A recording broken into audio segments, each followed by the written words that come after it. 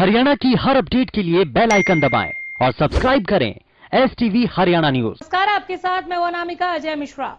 रोज सामने आ रहे कोरोना का रिकॉर्ड तोड़ मामलों ने केंद्र और राज्य सरकारों की टेंशन बढ़ा दी है।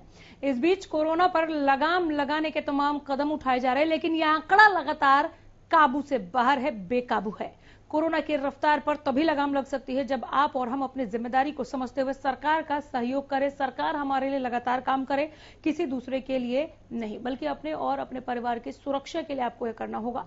कोरोना को लॉक करने के लिए नियमों का पालन करना बेहद जरूरी है।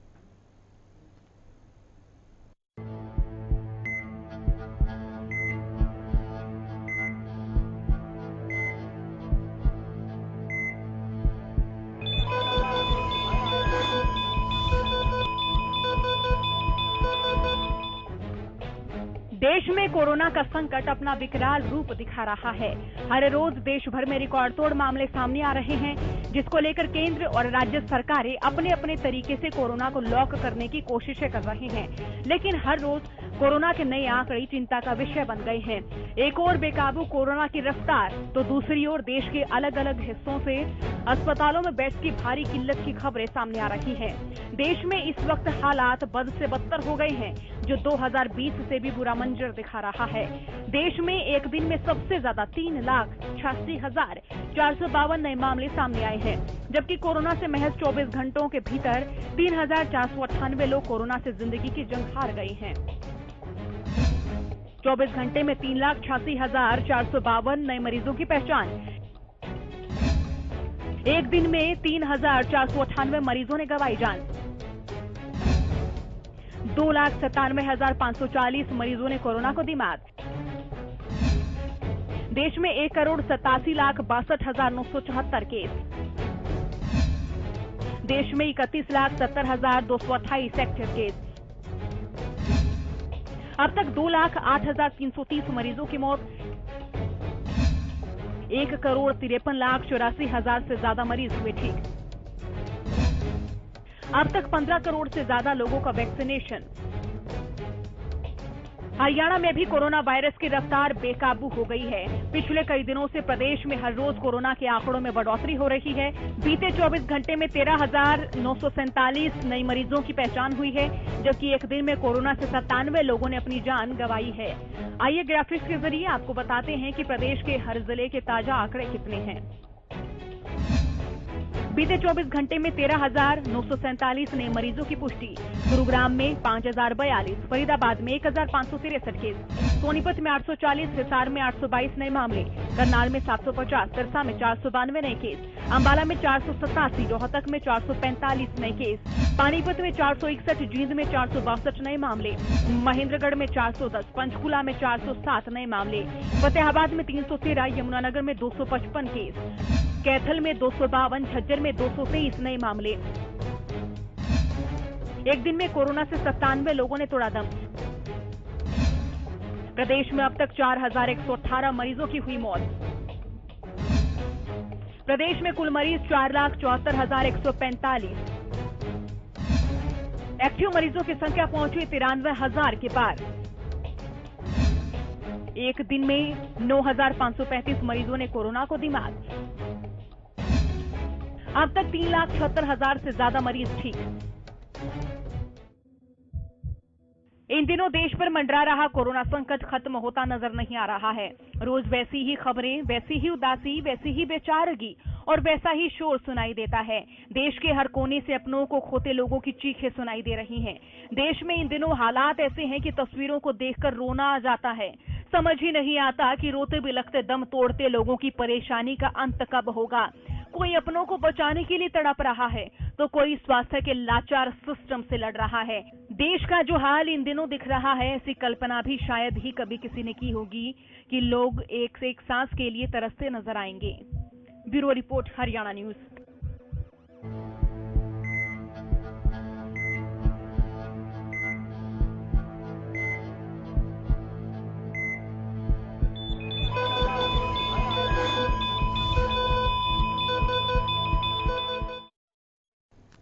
चारों ओर रोते बिलखते परेशान होते लोग दिखाई दे रहे हैं। अस्पताल में बेड नहीं मिल रहा। शमशान घाट में बाहर तक लंबी लंबी कतारें लगी हुई हैं, क्योंकि शमशान घाट के भीतर मोक्ष के लिए जगह नहीं है। ऐसे में इस स्थिति को कैसे कंट्रोल किया जाए? चौतरफा लापरवाही। क्या सिस्टम को पहले से बहुत ज्यादा दुरुस्त किए जाने की जरूरत थी? क्या हम 1 साल से ज्यादा वक्त में भी ये नहीं समझ पाए कि इस महामारी से बहुत जल्दी निजात नहीं मिलने वाला है? इसके लिए हमें तैयार रहना होगा। ऑक्सीजन जैसी मूलभूत सुविधा के लिए भी मारामारी। ऑक्सीजन की कमी की वजह से जिन लोगों की जानें जा रही हैं, इसकी जिम्मेदारी कौन लेगा? केवल कह देने से काम चल जाता है क्या कि संसाधन पर्याप्त हैं? तो फिर शमशान घाट में इस तरह की तस्वीरें क्यों निकलकर सामने आ रही हैं जब आपके पास संसाधन पर्याप्त हैं? डॉक्टर्स की भर्ती को लेकर आज भी कोर्ट ने सवाल पूछा है कि नए डॉक्टर्स आपने क्यों नहीं लगाए, नई भर्तियां आप लोगों ने क्यों नहीं की? इस पर जवाब नहीं है सरकारों के पास। कोर्ट ने तलब किया है जिस चीज को लेकर, जिस राष्ट्रीय नीति को लेकर, जिस राष्ट्रीय प्लान को लेकर, वो एक राष्ट्रीय प्लान क्यों नहीं बनाया गया? चुनाव में लोग बिजी रहे, क्या उससे ज्यादा जरूरी ये नहीं था कि इस कोरोना महामारी पर ब्रेक लगाए जाने को लेकर काम किया जाता? कई ऐसे बड़े सवाल हैं जिसका जवाब हम तलाशने की लगातार कोशिश कर रहे हैं। सोनीपत का हाल जानने के लिए रुख करेंगे। हमारे संवाददाता लाजपत जुड़ गए हैं। सोनीपत की बेहतर जानकारी हम तक पहुंचाएंगे। बीते 24 घंटों में आप सोनीपत को कोरोना से फाइट करते हुए किस तरह से देख रहे हैं? क्या है ताजा अपडेट? जी बिल्कुल, देखिए लगातार हमने बताया कि दिल्ली नजदीक होना और सोनीपत पर दिल्ली के काले बादल छालना, क्योंकि काले बादल इसलिए कहेंगे कि 70% जो लोग दिल्ली से आवागमन है, जो सरकारी ड्यूटियों पर है, प्राइवेट ड्यूटियों पर हैं, उनसे कहीं ना कहीं लगातार मरीज बढ़ रहे हैं। और लगातार जैसे कि सोनीपत में मौतों के भी आंकड़े बढ़ रहे हैं, तो लगातार दिल्ली की दहलीज पर किसान भी बैठे हुए हैं, जिनको लेकर स्वास्थ्य विभाग की टीम के सामने काफी बड़ी चुनौती है। क्योंकि जो किसान आंदोलन चल रहा है उसमें स्वास्थ्य विभाग की टीम ने प्रयास किया कि उनके टेस्टिंग की जाए और उनका पता लगाया जाए, लेकिन किसानों ने साफ इनकार कर दिया है। वैक्सीन जरूर लगवा रहे हैं लेकिन टेस्टिंग नहीं हो रही है। तो ऐसे लगातार जो प्रवासी मजदूर हैं, जो फैक्ट्रियों में मजदूर हैं और मजदूरी के लिए आए थे, वो पलायन कर रहे हैं। और लगातार दोबारा से जो आम पब्लिक चाहती है दोबारा से लॉकडाउन हो, क्योंकि लॉकडाउन से ही इस चैन को तोड़ा जा सकता है। 2020 में जैसे चैन को तोड़ा गया था, अब 2021 की जो लड़ाई है वो और भी कठिन है। लगातार जैसे मौत के आंकड़े बढ़ रहे हैं, लगातार कोरोना पेशेंट बढ़ रहे हैं, क्योंकि 2020 में जैसे चैन तोड़ी गई थी उसको लेकर अब 2021 में चैन टूट नहीं पा रही है, लगातार बढ़ते हुए नजर आ रहे हैं। तो इस बात को लेकर आम नागरिक जो दहशत में है, जो लोग जो कोरोना से जो डरते हैं, वो लोग चाहते हैं कि कोरोना पर रोक जब ही लग सकती है जब लॉकडाउन हो, क्योंकि प्रशासन के सामने भी काफी बड़ी चुनौती है। ऐसे में 6 बजे के बाद का जो लॉकडाउन है, उसके बाद जो फैक्ट्री की छुट्टी होती है, एकदम से भीड़ बढ़ती है, तो वो भी चैन नहीं टूट पा रही। तो पूर्ण तरीके से लॉकडाउन होगा तो ये चैन टूट सकती है, वरना ऐसे ही मौतों के आंकड़े बढ़ेंगे और कोरोना के पेशेंट बढ़ेंगे। इस पर पूर्ण तरीके से तभी रोक लग सकता है जब पूर्ण तरीके से लॉकडाउन होगा। जी, क्या ये लोग इसकी मांग उठा रहे हैं? यहाँ पर स्वास्थ्य महकमा क्या कर रहा है? अगर नहीं सुविधाएं दे पा रहा है तो खुद स्वास्थ्य महकमा को, यहाँ के उपायुक्त को सामने आकर सरकार से बात करनी चाहिए। क्या उपायुक्त ने ऐसी किसी स्थिति से भी सरकार को अवगत कराया है? सरकार को कैसे पता चलेगा कि यहाँ पर संपूर्ण लॉकडाउन की जरूरत है कि नहीं है? उपायुक्त महाशय क्या कर रहे हैं? सीएमओ क्या कर रहे हैं? अस्पताल में जब जगह नहीं है, संसाधन नहीं है, तो सरकार को क्यों नहीं बार बार बताया जा रहा है? क्यों नहीं लिखा जा रहा है? क्यों नहीं फोन किया जा रहा? जी बिल्कुल, देखिए सोनीपत जो एनसीआर दिल्ली के नजदीक होना और किसान आंदोलन चलना एक सरदर्दी है, काफी बड़ी सरदर्दी है। प्रशासन के सामने भी स्वास्थ्य विभाग की टीम जो है, कोरोना योद्धा है, उनका प्रयास है कि एक एक लोगों की जान बचाई जाए, क्योंकि प्राइवेट हॉस्पिटल्स भी हैं। और सबसे बड़ी दिक्कत अनामिका ये भी है, जो ऑक्सीजन की सबसे बड़ी दिक्कत है, ऑक्सीजन की लोग जो डिमांड कर रहे हैं वो पूर्ति नहीं हो पा रही है। तो ऐसे में जो प्रशासन के सामने काफी बड़ी चुनौती है, प्रशासन को जल्द से जल्द आगे आना चाहिए और कहीं ना कहीं मुख्यमंत्री से बातचीत करनी चाहिए। जैसे कि आपने बताया कि कोर्ट ने भी आज फटकार लगाई है कि डॉक्टर की भर्ती लेकिन डॉक्टर की कमी सबसे ज्यादा दिखाई दे रही है और डॉक्टरों की ही कहीं ना कहीं वाली सिचुएशन नहीं है अभी। मौत की लड़ाई लड़नी अभी पड़ रही है। कहीं ना कहीं ये होना चाहिए, कहीं ना कहीं वो होना चाहिए वाली सिचुएशन नहीं है। अगर प्रशासन नहीं कोई एक्शन ले रहा है तो लोगों को चाहिए कि वो सरकार से डायरेक्ट बात करे कि आप संपूर्ण लॉकडाउन क्यों नहीं लगा रहे हैं। अभी जान है तो जहान है वाली सिचुएशन है। आर्थिक गतिविधियां चलेंगी कि नहीं चलेंगी इस पर तब बात होगी जब जानें बचेंगी। जैसे कि सुप्रीम कोर्ट ने पूछ लिया था केंद्र से कि स्टील प्लांट चलाना ज्यादा जरूरी है या लोगों को ऑक्सीजन देना ज्यादा जरूरी है, जानें बचाना ज्यादा जरूरी है। अब देखिए उड़ीसा से लगातार ऑक्सीजन आ रहा है, हरियाणा में ही आने वाला है। तो इस तरह की चीजें जो है वो क्यों बर्दाश्त की जा रही है लाजपत, मुझे समझ नहीं आ रहा। मैं लौट रही हूँ आपके पास। हिसार से हमारे साथ अनूप कुंडो में जुड़े हैं, जरा हिसार से अपडेट बता दीजिए, क्या है ताजा आंकड़े, क्या है ताजा हालात। अनूप लाइव है यार, क्या कर रहा है भाई अनूप। और हालात की बात करें तो हालात लगातार बद से बदतर होते जा रहे हैं। सिविल हॉस्पिटल में कोई बेड नहीं है, ऑक्सीजन की सुविधा नहीं है। जितने भी डेडिकेटेड हॉस्पिटल बनाए गए थे उनमें किसी में बेड की सुविधा नहीं है। ऑक्सीजन से लोग ऑक्सीजन की कमी के कारण पहले भी 5 मौतें हो चुकी है और अब भी लगातार ऑक्सीजन की कमी लोगों को महसूस हो रही है। यहाँ तक कि अब तो ये हो चुका है कि जिस हॉस्पिटल में ऑक्सीजन नहीं है वहाँ पर सुनना चाहिए आपको, सीएम साहब को सुनना चाहिए आपको कि यहाँ पर 5 मौतें ऑक्सीजन की कमी की वजह से पहले भी हो चुकी है, आज भी ऑक्सीजन नहीं है, बेड नहीं है। ठीक है, आगे बताएं। अनामिका जी, अब तो ये हालात हो चुके हैं कि चाहे वो डेडिकेटेड हॉस्पिटल हो या सिविल हॉस्पिटल हो, जहां पर अगर ऑक्सीजन और बेड नहीं है तो मरीजों को ही नहीं लिया जा रहा। ये तो अब ये बताइए, जो लोग कोरोना पॉजिटिव आ रहे हैं वो कहाँ जाएंगे ऐसी स्थिति में, और जो लोग जिनके एकदम से लक्षण सामने आते हैं वो किसी भी कारण से, तो उनको पहले टेस्ट के लिए बोला जाता है और जब तक उसका टेस्ट पॉजिटिव रिपोर्ट नहीं आ जाती तब तक उसको बेड नहीं मिलता। तो बहुत भयानक स्थिति हिसार में बनती जा रही है। और इसके अलावा जो यहाँ पर ऑक्सीजन की कमी को लेकर के नोडल अधिकारी नियुक्त किए गए हैं सुरेश चौधरी, उनका लगातार फोन बंद आ रहा है। लोग संपर्क करना चाहते हैं कि उन्हें ऑक्सीजन कहां से प्राप्त होगी। वो अगर होम आइसोलेट होना चाहते हैं, बेड नहीं मिल रहे हैं तो उसके लिए भी ऑक्सीजन की कम से कम उनको जरूरत पड़ती है। तो ऑक्सीजन की भारी किल्लत हिसार में देखने को मिल रही है। हालांकि 500 बेड का नया हॉस्पिटल बनाने की बात चल रही है, लेकिन उसमें अभी समय लगेगा।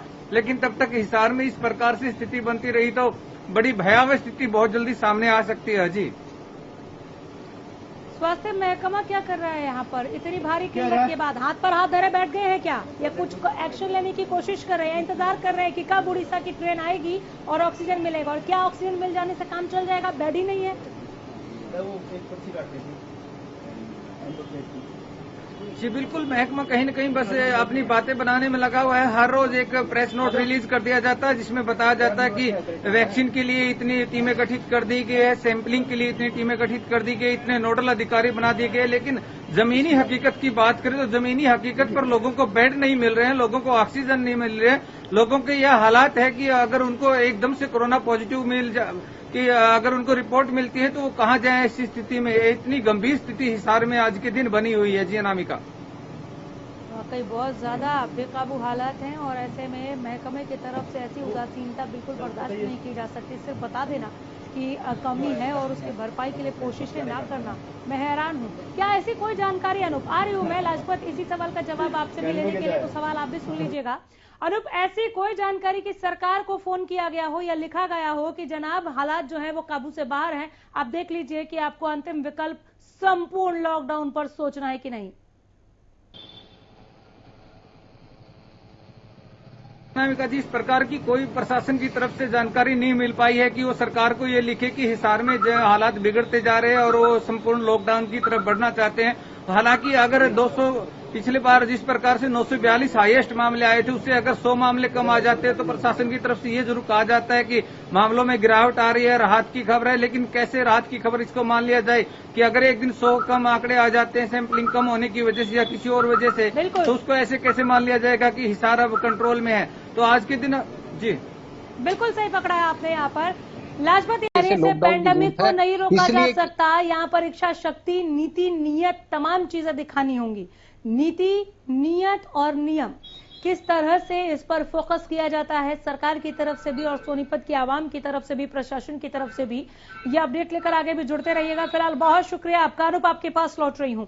उपायुक्तों को एक अधिकार दिया गया कि आपको जहां जरूरत महसूस हो, लोग नहीं मान रहे हो, मामले बढ़ रहे हो, तो आप धारा 144 लगा दीजिए।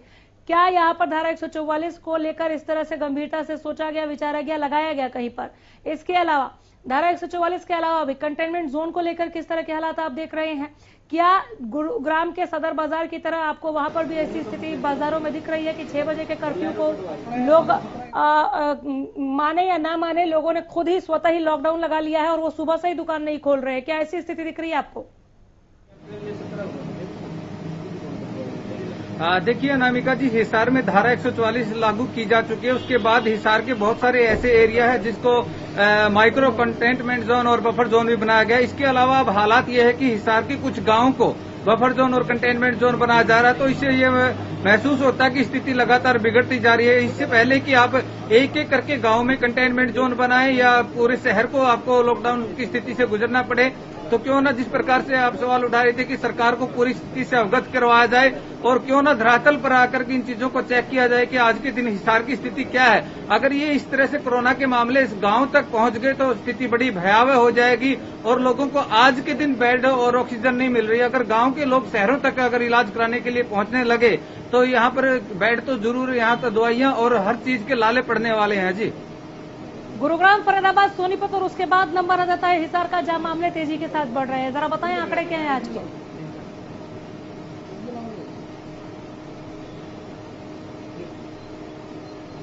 हिसार के आज के ताजा आंकड़े, कितने मामले बढ़े, एक्टिव मरीजों की संख्या कितनी है, डेथ रेट किस हिसाब से चल रहा है, रिकवरी रेट कितना नीचे लुढ़का? देखिए अनामिका जी, हिसार के अभी जो कोविड बुलेटिन है वो नहीं आया है, लेकिन पिछले 24 घंटे में 822 नए मामले सामने आ चुके हैं। इसके अलावा लगातार रिकवरी रेट भी गिरा है। हिसार का रिकवरी रेट पहले बहुत अच्छा होता था लेकिन लगातार गिरता जा रहा है। हालांकि प्रशासन की तरफ से ये दावा किया जा रहा है कि स्थिति कंट्रोल में की जा रही है, लेकिन हम धरातल पे लगातार लोगों से बातें कर रहे हैं, उनसे जान रहे हैं और स्थिति में यही आंकलन आ रहा है कि लोगों को आज के दिन बहुत अधिक जरूरत है बेड की, ऑक्सीजन की और वैक्सीनेशन की भी कमी लगातार कहीं न कहीं अब दिखने में आ गई है।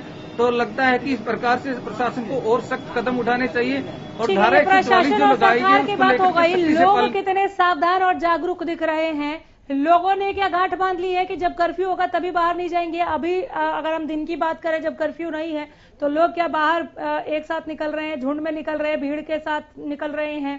ये बताइए। शादी ब्याह को लेकर नियमों को फॉलो किया जा रहा है कि नहीं फॉलो किया जा रहा है, वो बताएं। साथ में ये भी बताएं कि लोग मास्क पहन रहे हैं कि नहीं पहन रहे हैं, चालान हो रहा है कि नहीं हो रहा है, सोशल डिस्टेंसिंग को लेकर किस तरह की तस्वीरें देख रहे हैं आप हिसार में? देखिए अनामिका जी, आज भी हिसार के अगर बाजार की स्थिति की बात करें तो बाजार ठीक 6 बजे जरूर बंद किए जाते हैं, लेकिन 6 बजे से पहले हिसार के बाजारों में और आम आसपास का जो क्षेत्र है वहां पर इसी प्रकार भीड़ नजर आती है। लोग सोशल डिस्टेंसिंग का बिल्कुल पालन नहीं कर रहे, मास्क लगाने से लोग बच रहे हैं। हालांकि इतनी बड़ी भयावह स्थिति होने के बावजूद भी लोग कहीं न कहीं आज के दिन भी इसको हल्के में लिए हुए हैं और यही कारण है कि लगातार इतने मामले बढ़ रहे हैं। विवाह शादियों की बात की जाए तो जरूर एसडीएम से परमिशन लेनी होती है, लेकिन आज भी लोग विवाह शादियों में जाकर के ठीक उसी प्रकार एंजॉय करते हुए नजर आते हैं जिस प्रकार लॉकडाउन या कोरोना से पहले क्या होते थे। लेकिन आज जो स्थिति बन रही है उसको कहीं कहीं जांचने और पढ़ने की जरूरत है। जरूर लगेगा, लेकिन ये मूर्खता है, ये खुद दावत खाने जैसा नहीं है, कोरोना को दावत देने जैसा है। बहुत शुक्रिया, नजर बनाए रखिए, अपडेट पहुंचाते रहिए। बहुत बेहतरीन और साहस भरा काम आप लोग कर रहे हैं कि इस कोविड-19 के, इस महामारी के ऐसे भयानक दौर में भी आप लगातार अपडेट हम तक पहुंचा रहे हैं। झज्जर का हाल बताने के लिए इसी जज्बे के साथ हमारे संवाददाता रमाकांत जुड़े हुए हैं। रमाकांत, कितना मुश्किल हो रहा है ऐसे घड़ी में, ऐसे समय में रिपोर्टिंग करना जब पता है कि चहुं ओर कोहराम है, त्राहिमाम है?